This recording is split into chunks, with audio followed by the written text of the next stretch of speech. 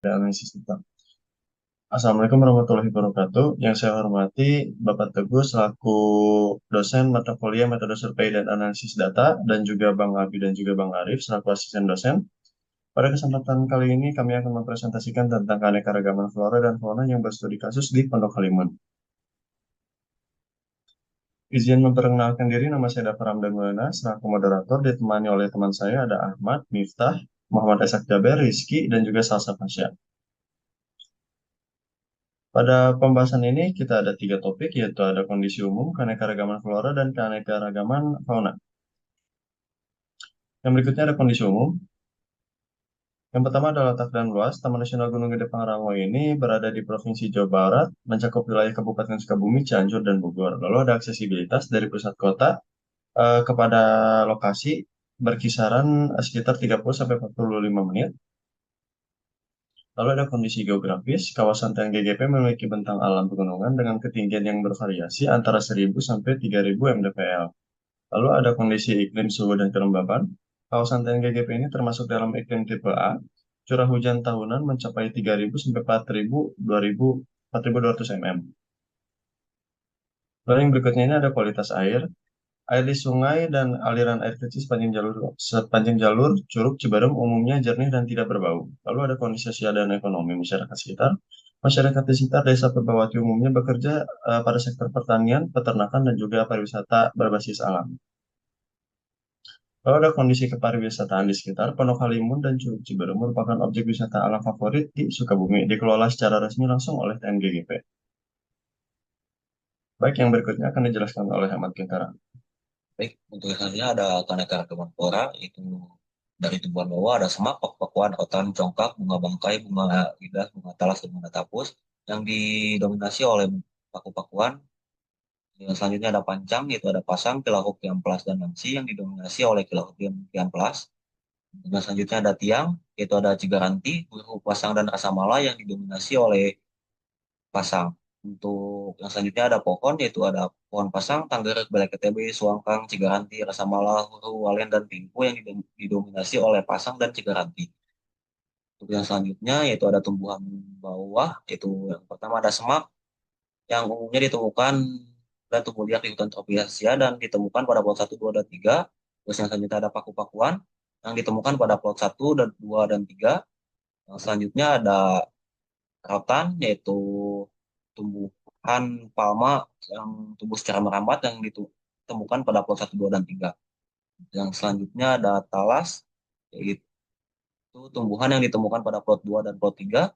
Ada tepus yang ditemukan pada plot 2 dan 3. Dan juga congkok yang ditemukan pada plot 1 dengan jumlah 3 individu. Yang selanjutnya ada bunga bangkai, yaitu tumbuhan endemik Indonesia yang ditemukan pada plot 1 dengan jumlah 3 individu. Dan juga bunga lideas yang ditemukan pada plot 1 dengan jumlah 2 individu. Selanjutnya ada pancang, yaitu ada kileho, kiamplas, nangsi, dan pohon pasang yang ditemukan pada plot 2, plot 1, dan plot 3. Untuk yang selanjutnya akan dijelaskan oleh Salsa Pasal Nabila. Selanjutnya untuk jenis tiang pada huru, tumbuhan ini ditemukan sebanyak 2 jenis yang ditemukan pada plot 1 dan plot 2.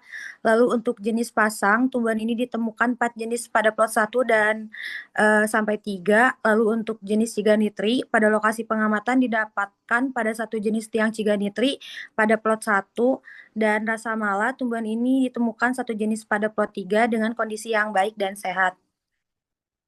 Selanjutnya ada sketsa profil pohon. Untuk tiang pasang berada pada X4 dan Y3, lalu tiang huru berada pada X6 dan Y7, lalu pohon pasang berada pada X5 dan Y7, untuk rasa mala berada pada X11 dan Y4, untuk pohon tungerek berada pada X18 dan Y4, untuk pohon huru berada pada X9 dan Y13, dan yang terakhir ada pohon ciganitri berada pada X14 dan Y8. Selanjutnya untuk jenis pohon pada pasang, tumbuhan ini ditemukan 3 jenis pada plot 1 dan plot 2. Lalu untuk jenis tangerek, tumbuhan ini ditemukan sebanyak 2 pohon pada plot 1 dan plot 2. Lalu ada jenis belek TB, tumbuhan ini ditemukan satu plot dengan keadaan yang sehat. Selanjutnya ada jenis suangkang, tumbuhan ini ditemukan satu plot ditemukan di plot 1. Lalu ada jenis siganitri, tumbuhan ini ditemukan sebanyak 3 pohon pada plot 1, 2, dan 3.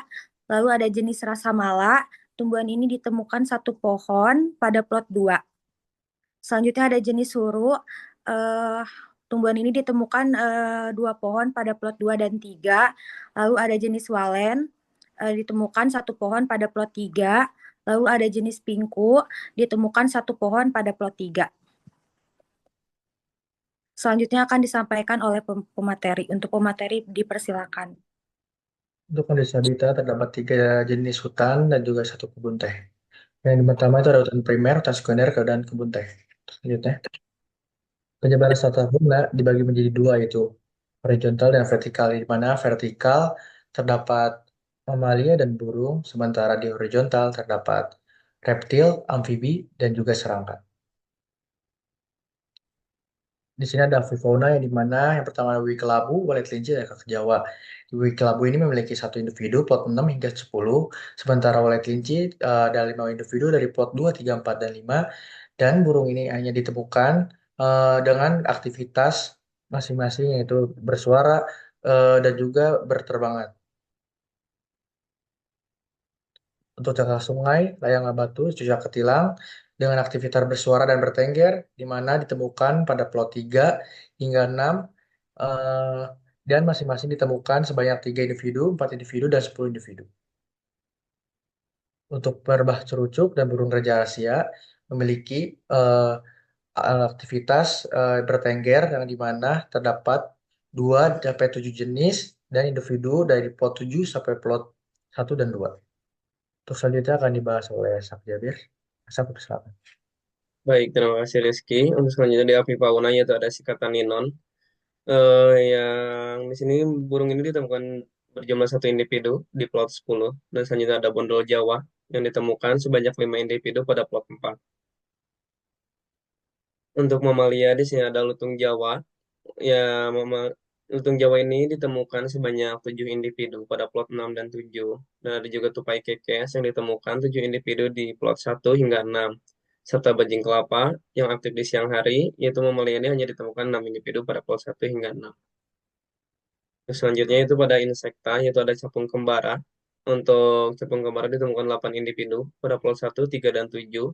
Ada juga capung sambar hijau yang ditemukan sebanyak 6 individu pada plot 2, 4, dan 5 yang sedang bertengger, serta capung sambar merah yang ditemukan pada plot 6 dan 5 yang ditemukan yaitu berjumlah 4 individu.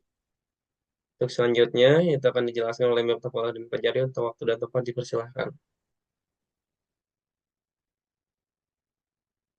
Baik, selanjutnya ada lanjutan insekta, yaitu yang pertama ada capung jarum. Ditemukan sebanyak 5 individu dengan aktivitas bertengger. Yang kedua itu ada kupu-kupu bintik 5. Ditemukan berjumlah 5 individu dengan aktivitas berjemur dan juga terbang. Yang ketiga itu ada kupu-kupu coklat malam. Ditemukan sejumlah 3 individu dengan aktivitas terbang. Selanjutnya ada insekta kupu-kupu belerang, ditemukan sejumlah 4 individu dengan aktivitas hinggap hingga terbang. Dan terakhir yaitu kupu-kupu zebra hitam dan aktivitas terbang dengan jumlah individu 2. Selanjutnya itu ada amfibi dan reptil. Yang pertama itu ada kadal sawah. Kadal sawah ini ditemukan sejumlah 2 individu dengan aktivitas itu berjalan-jalan. Yang kedua itu ada katak kongkang kolam. Ditemukan sejumlah 1 individu dengan aktivitas loncat. Yang ketiga itu ada cicak kayu. Ditemukan sejumlah 2 individu dengan aktivitas bertengger di batu-batuan. Berikut merupakan peta pengamatan flora fauna yang dilakukan di Pondok Halimun. Sekian saya kembalikan kepada moderator. Terima kasih.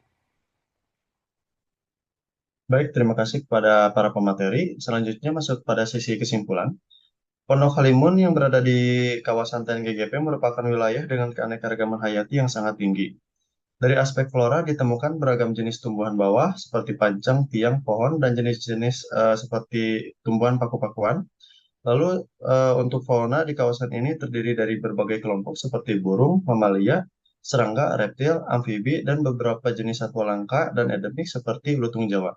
Sekian yang bisa kami sampaikan dalam presentasi kali ini. Terima kasih banyak atas perhatiannya. Saat kami tutup. Wassalamualaikum warahmatullahi wabarakatuh.